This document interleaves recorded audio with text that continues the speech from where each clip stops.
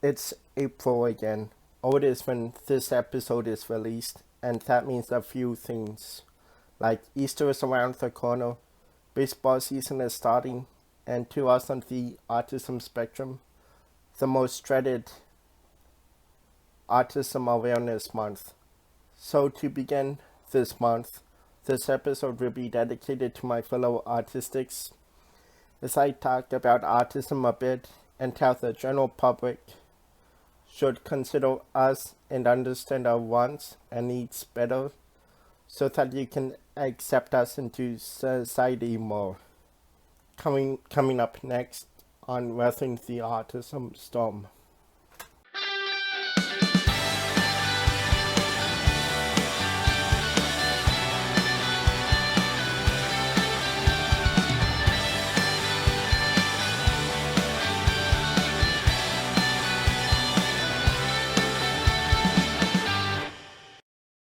Welcome back to another episode of Weathering the Autism Storm. I'm JP, your host. I am an autistic meteorologist. This week, or at least when I am recording, is the dreaded Autism Awareness Week. So that's the topic for today. Why do I say dreaded if the term seems positive? Well, many of the organizations who promote autism awareness are actually hurtful to my fellow autistics as they continue to push for a cure and push for the idea that we are a burden on others and that autistics like myself should not be given the chance to live our lives. In addition, many autistics are offended by these organizations pushing campaigns to light it up blue or use a puzzle piece, as they are based on misconceptions and false information.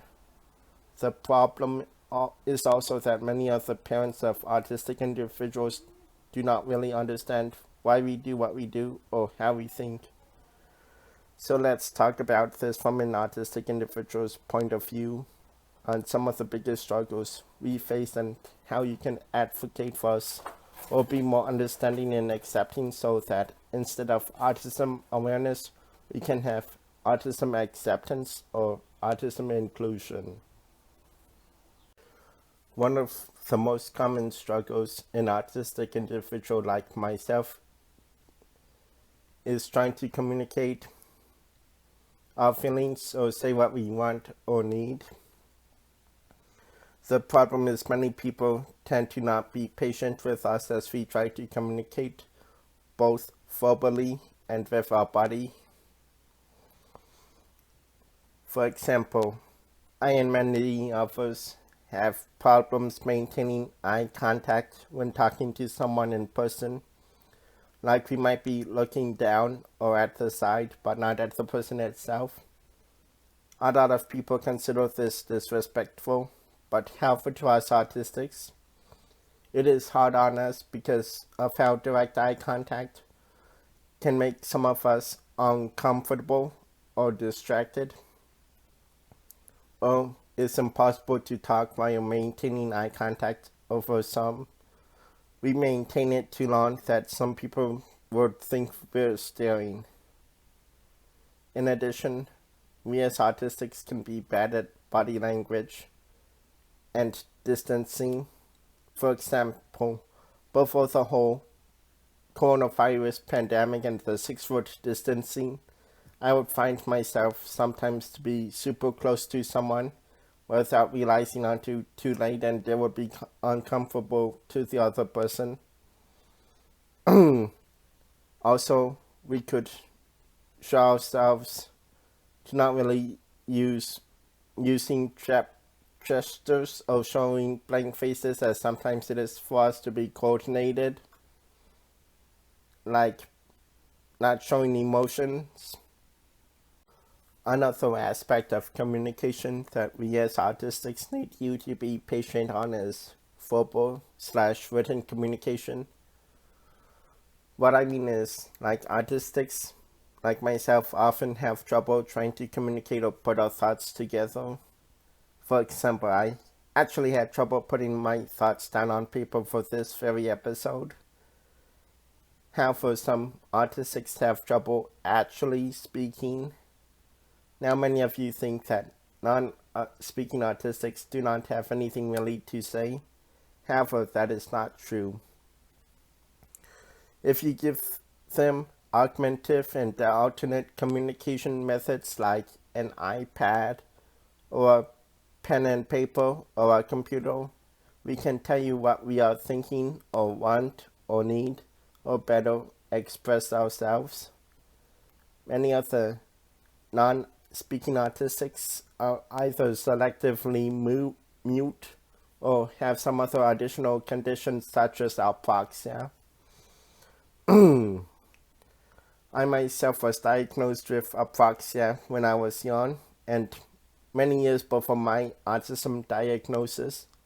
Among the problems I had with my apraxia is that I had trouble with some of the sounds, like the TH sound, L, R, and W sounds. Another thing about speech that me and my fellow autistics have is that we prefer to be given direct instructions without being babied, and we can be rather blunt in our speech. Some people might find the bluntness to be extremely rude and be offended, especially on social media. However, keep in mind, it takes a bit of processing for us, so please be courteous to us and just ask if we understand if you say a phrase that can be confusing to us, or if we mean something literally or not. Another trait that autistics like me have is stimming.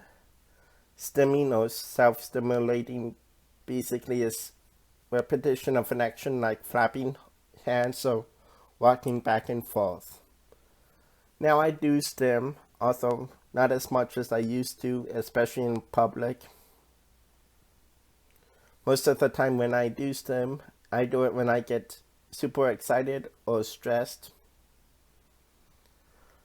Stimming is generally done by others to feel good or better, but for some, it is a way to show emotion, like what I do with my hands when I get excited, or if someone is nervous, or if we get overstimulated with too many people talking, or something like ears popping on an airplane, or being understimulated by a lack of noise or something.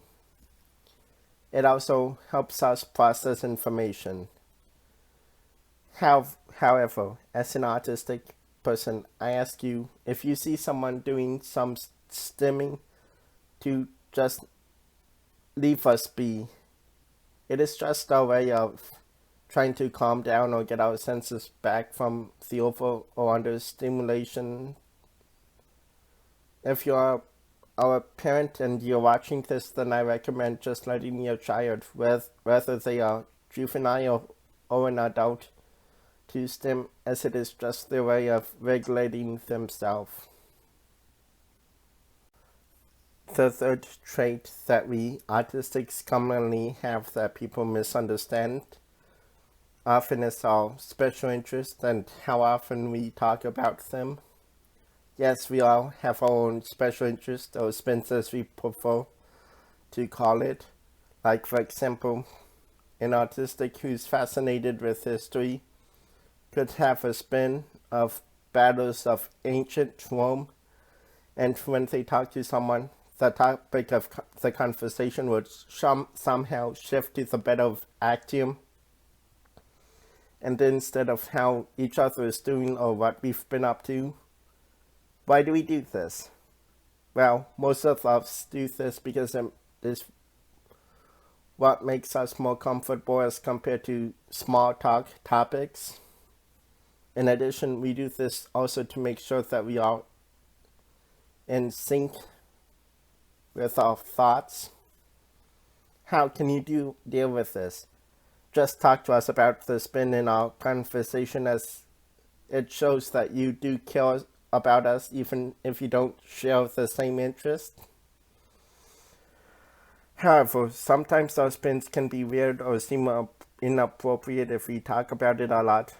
So, like, let's say Kurt is interested in crime shows and he talks about it and someone overhears him or feels uncomfortable, Kurt could be blocked on social media or accused of stuff like planning on doing some major crime, as we do not always know where the boundary is when we talk about such stuff. So be patient with us there. Another common theme among autistics is routine. One thing that many people notice with us autistics is that we get upset when our routine is messed up. However, autistics do get upset as we need time to adjust. And constantly adjusting can really overstimulate us, especially which can lead to meltdowns whenever there's a big change. However, not all autistics do. Like, I am more of a spontaneous person where I do have to change my routines daily without a fuss. So be patient if we seem upset by the slightest change in our schedule, as we need time to process the change. And the final theme is that there is no severe autism or high functioning or low functioning autism. While autism is a spectrum, it is not a linear one, as each autistic individual has their own strengths or weaknesses, like a circle almost. To put it into an analogy, where autistics were players on a baseball team, each player is unique. Like, one autistic would be like a left-handed outfielder who hits for power but is not as strong in areas like defense or speed or patience at the plate. And another autistic would be like a right-handed infielder who is fast, patient at the plate, and hits for contact to the opposite field, but not hitting for power, and is a strong defender. Using this analogy, everyone who is autistic has their own place, while still being autistic, much like a baseball player is a baseball player, no matter their strengths or positions. And that is just the tip of the iceberg of what sets me and my fellow autistics apart.